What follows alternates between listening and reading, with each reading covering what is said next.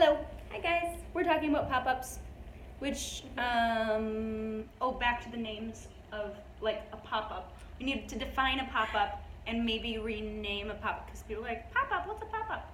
Right, it's also, like, this one is called Holiday Market. Holiday Market. But we don't want to get that name. confused with the same kind of market we were talking about last time. This is like different boutique brands and boutiques from the Minneapolis-St. Paul area. Local makers. Coming together, they each get a small stand and one big space, and so you get to shop a little bit of all of them. It's like a temporary shopping mall, but smaller and quirkier and more interesting.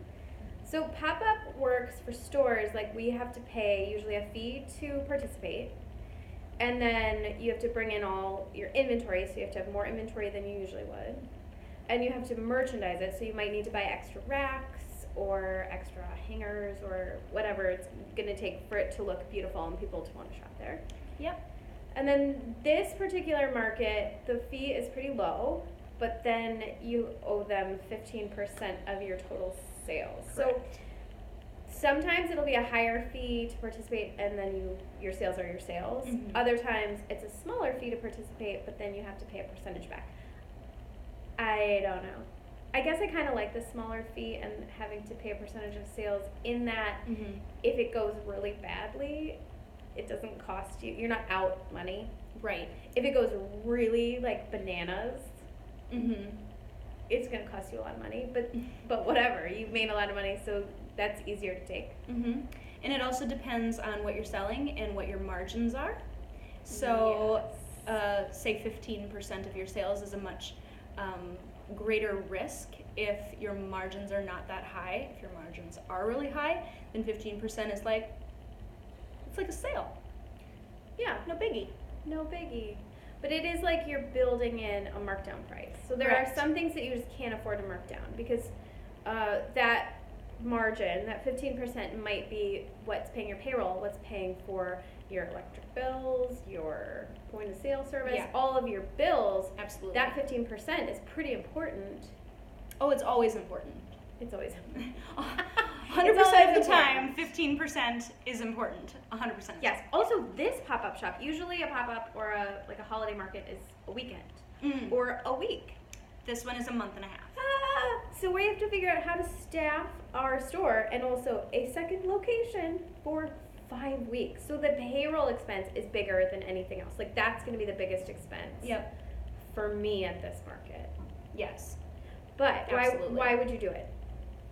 I would do it for a few reasons. I would do it in hopes that it would be bananas, and it would supplement some bad months. Usually January, February are not good in Minnesota, or probably anywhere for retail, because it's after the holidays, and it would be really nice to have a little bit of buffer.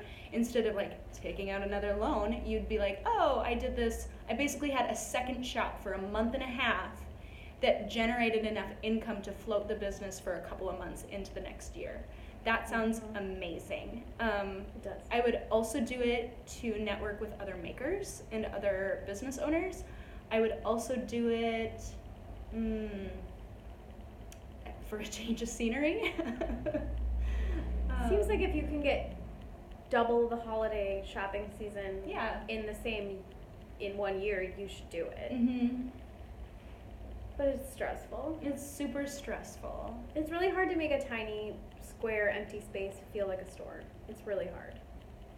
Yeah, and it has to be like the right product at the right time to the right people. It's always a little bit. And you don't want to be left over with a bunch of merchandise that is maybe off season, or I don't know.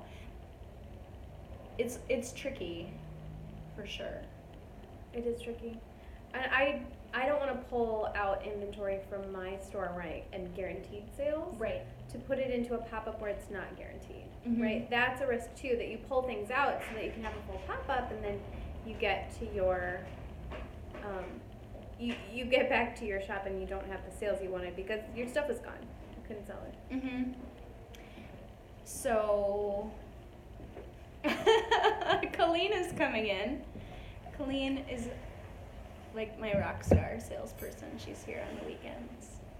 Shout out to Colleen. Colleen and Jill are going on a date tonight. We're going on a date tonight. Yeah, a fair trade date to 10,000 Villages to see another female entrepreneur here in the Twin Cities who founded Fair Anita.